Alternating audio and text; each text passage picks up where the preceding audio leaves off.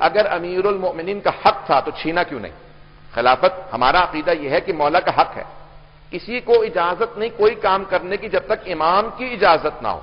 ہر چیز امام اس پہ ولایت رکھتے ہیں، کسی کا کوئی حق نہیں ہے. حق ہے تو صرف اللہ کے ولی کا حق ہے، اور اللہ کی طرف سے 12 حجت ہیں، 12 امام ہیں، 12 ولی. عزیزان گرامی، حق ہے لیکن چھینا کیوں نہیں؟ میں پیش کر رہا ہوں خاص طور سے نوجوانوں کے لیے، بچوں کے لیے. مجھے سب کی توجہ چاہیے. خاص طور سے ایک واقعہ سنا رہا ہوں، اسی میں نتیجہ پیش کروں گا. مولا نے کیوں اپنا حق چھینا نہیں؟ کیوں تلوار نہیں اٹھائی؟ کیوں زور سے زور و زبردستی اپنا حق کیوں نہیں چھینا؟ ذہنوں میں آپ کے واقعہ ہوگا. جناب امیر المؤمنین کے پاس 2 خواتین ایک بچے کو لے کے آئیں، اور دونوں خواتین نے کہا کہ بچہ میرا ہے، لڑکا ہے. 2 واقعات ہیں. ایک واقعے کے اندر 2 بچے ہیں، ایک لڑکا ہے اور ایک لڑکی ہے. دونوں خواتین کہتی ہیں لڑکا میرا ہے، لڑکی اس کی ہے. وہ واقعہ نہیں. دوسرا واقعہ، دوسرے واقعے میں ہے کہ ایک بچہ ہے، ایک لڑکا ہے. دونوں خواتین کہتی ہیں بچہ میرا. مولا کے پاس آئیں، کہا یا علی بچہ میرا ہے. دوسری نے کہا نہیں بچہ میرا ہے، آپ فیصلہ کیجئے بچہ کس کا. مولا نے کہا خود فیصلہ کر لو، جب میں فیصلہ کروں گا تمہیں پسند نہ آئے شاید. یا نہیں بتاؤ. مولا نے پوچھا کس کا بچہ ہے؟ دونوں نے کہا بچہ میرا. مولا نے کہا آخری مرتبہ پوچھ رہا ہوں بتاؤ بچہ کس کا؟ دونوں نے کہا بچہ میرا.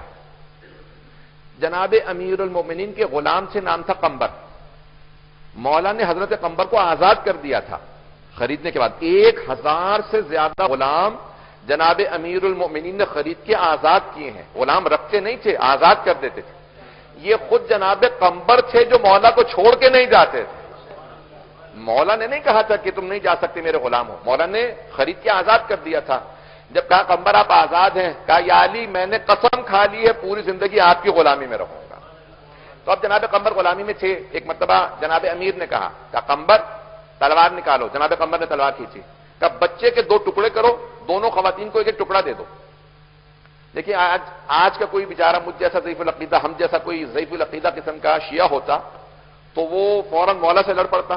مولا بچے بیچارے کا کیا قصور ہے؟ ان 2 خواتین میں سے بتائیں کس کا سر کاٹوں. پتہ نہیں توجہ ہے یا نہیں.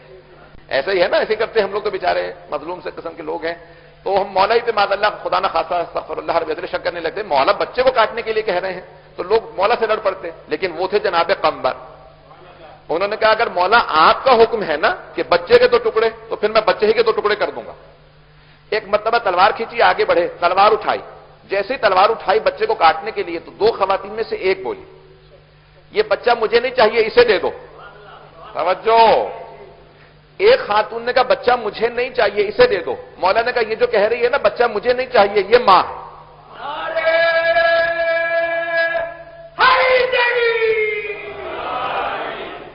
جیسے ہی مولا نے کہا نا یہ ماں ہے تو بہت سے لوگ کہنے لگے مولا وہ تو خود کہہ رہی ہے بچہ مجھے نہیں چاہیے اسے دے دیں.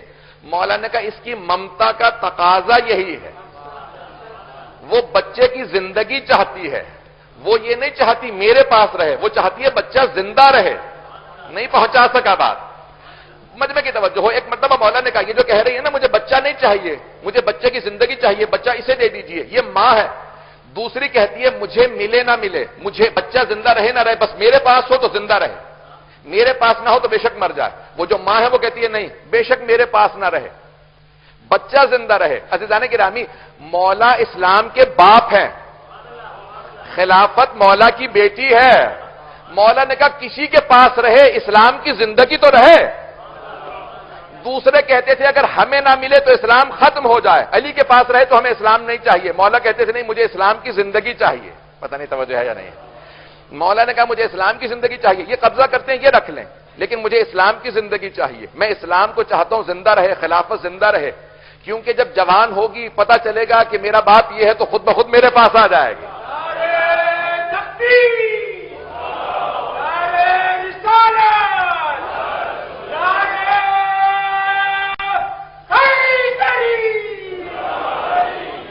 عزیزان گرامی، دوسرے کہتے تھے نہیں ہمیں اسلام اگر ہمارے پاس ہے تو صحیح ہے لیکن اگر علی کے پاس چلا جائے تو بے شک مر جائے. مولا کہتے تھے نہیں جب جوان ہوگا تو پھر میرے بیٹے مہدی کے پاس خود بخود آ جائے گا. تو اب ایک مرتبہ، لیکن اب بہت سے لوگ کہتے ہیں اگر نہیں مانتے تھے حضرت علی علیہ السلام خلفاء کو تو مشورہ کیوں دیتے تھے؟ مشورہ سمجھتے ہیں نا، ایڈوائز کرتے تھے تم جنگ میں مت جانا. وہ کہتے تھے مولا اتنی محبت کرتے تھے کہ جنگ میں جائے گا مر جائے گا. نہیں، مولا کہتے تھے تم جنگ میں جاؤ گے بھاگو گے بے عزتی اسلام کی ہوگی. تو جانے کی ضرورت نہیں ہے، کسی اور بہادر آدمی کو بھیج دو، بزرگوں کو جانے کی ضرورت نہیں ہوتی۔ مولا مشورہ دیتے تھے، یہ کام ایسے نہیں ایسے کر لو، مختلف چیزیں مولا کہتے تھے۔ عزیزان گرامی توجہ چاہیے مجھے سارے مجمع کی۔ مولا کہتے تھے، مشورہ دیتے تھے۔ اب جانتے ہیں کیوں مشورہ دیتے تھے؟ کیونکہ مولا جانتے تھے خلافت میری اولاد ہے، اسلام میرا بچہ۔ نہیں نہیں نہیں، ایسے نہیں۔ اگر آپ جانتے میرا بچہ کسی اور کے پاس ہے، اسی کی گود میں پل رہا ہے، کبھی بچہ دیر سے گھر آتا ہے، آپ دیکھ رہے ہیں بچہ دیر سے گھر آ رہا ہے، بچہ آوارہ ہو سکتا ہے، آپ جا کے کہیں گے بیٹا جلدی گھر جایا کرو، ماحول اچھا نہیں ہے، اغوا بھی ہو سکتے ہو، آوارہ ہو سکتے ہو۔ یہ مشورہ دینا اس وجہ سے نہیں تھا، ان سے محبت تھی، محبت اپنی ہی اولاد سے تھی، محبت امیر المومنین کو اسلام سے تھی، انہیں مشورہ دیتے تھے اسلام خراب نہ ہو، اسلام آوارہ۔ آج اگر آپ کو مسلمانوں میں دہشت گرد نظر آئے، ٹیررسٹ نظر آئے، داعش نظر آئے، تو سمجھ لیں کوئی سوتیلا باپ تھا جس نے پرواہ نہیں کی، آوارہ ہوتا ہے تو ہو جائے، دہشت گرد بنتا ہے تو بن جائے، میرا تو بچہ ہے نہیں، جس کا بھی ہے اس کا ہوگا، مجھے تو صرف فائدہ اٹھانا ہے۔ عزیزان گرامی، یہ آج اگر دہشت گرد نظر آ رہے ہیں تو کوئی سوتیلا باپ گزرا ہے جس نے آوارہ بنایا اسلام کو، جس نے آج یہ داعش پالے ہیں، جس نے آج دہشت گرد پالے ہیں۔ تو اس میں اہل بیت نے سب سے بڑا کردار ادا کیا ہے، انہوں نے سمجھایا ہم آوارہ نہیں ہونے دیں گے، بار بار جا کے مشورہ کرتے تھے، خبردار ایسا مت کرنا، سنبھالو دین کو، کبھی اس طرح سے مت کرنا، لوگ آئندہ سے دہشت گرد بن جائیں گے۔ عزیزان گرامی، میں رفتار معذرت چاہوں گا، تھوڑی تیز ہو گئی ہے، پھر دوبارہ آہستہ کرنے کی کوشش کرتا ہوں اپنی رفتار کو۔ اب جناب امیر مشورہ بھی دیتے، لیکن آپ نے کہا کہ نہیں چھینوں گا نہیں، کیونکہ اگر چھینوں گا تو سب دوبارہ پلٹ کے واپس چلے جائیں گے۔ مجھ سے حبیب خدا نے وعدہ لیا تھا میرے بعد تلوار نہ اٹھائیے گا، لوگ دوبارہ کافر ہو جائیں گے۔ اسی لیے جناب سیدہ پہ جب دروازہ گرا تو میں نے اس دن پیش کیا تھا مساجد میں، مولا نے اسے اب گریبان سے پکڑ کے زمین پہ گرایا اور سینے پہ پاؤں رکھ کے کہا مجھے اگر رسول خدا کی اجازت ہوتی میں تیرا قتل کر دیتا، مجھ سے حبیب خدا نے وعدہ لیا تھا۔ تو جناب امیر کا تلوار نہ اٹھانا یہ مظلومیت کی علامت ہے، یہ بزدلی کی علامت نہیں ہے۔ 25 سال مولا خاموش رہے، لیکن جیسے ہی خلافت میں آئے دوبارہ جنگیں کر کے بتا دیا مولا نے کہ دیکھو، اور خود جملہ ہے مولا کا، اس جملے کو ضائع نہ ہونے دیجیے گا۔ مولا جب آئے نا تو سفید ریش ہو چکی تھی۔ ایک مرتبہ جناب مالک اشتر نے کہا یا علی خضاب کر لیں، کلر کر لیں اپنی داڑھی کو، لوگ یہ نہ سمجھیں داڑھی سفید ہو گئی آپ بوڑھے ہو گئے ہیں۔ کہا مالک شیر بوڑھا بھی ہو جائے تو شیر شیر ہوتا۔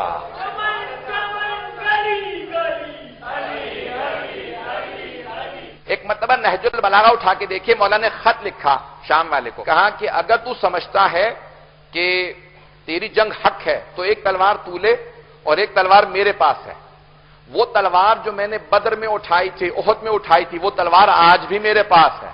نہ ذوالفقار میں کندی آئی ہے، نہ ذوالفقار کند ہوئی ہے، نہ علی کے بازو میں کمزوری آئی ہے۔ وہ تلوار جو میں نے بدر میں اٹھائی تھی، تیرے نانا کو، تیرے ماموں کو، تیرے بھائی کو مارا تھا، وہ تلوار آج بھی میرے پاس ہے۔ تلوار لے، سامنے آ جا، فیصلہ ہو جائے گا، علی علی ہے۔ ایک مرتبہ جناب امیر علیہ السلام جب میدان میں اترے تو جنگ کر کے بتایا کہ حیدر حیدر ہی ہے، پورے کے پورے 80,000 کے لشکر کو بس ایک آدمی کافی تھا۔ تو مولا 25 سال خاموش بیٹھے رہے، جنگ نہیں کی، اس بات کی علامت ہے کہ راضی نہیں تھے، اور بعد میں جنگ کر کے بتایا جہاد بھولا نہیں ہوں، آج بھی جانتا ہو۔ تو جناب امیر علیہ السلام کا خاموش بیٹھنا سب سے بڑی دلیل ہے کہ آپ راضی نہیں تھے۔ 25 سب سے بڑا مجاہد اسد اللہ الغالب 25 سال کوئی جنگ نہیں کی، کیونکہ جو لیڈر تھے جنگ کے ان کو نہیں مانتے تھے۔ برحمتک یا ارحم الراحمین وصلی اللہ علی محمد وآلہ الطاہرین۔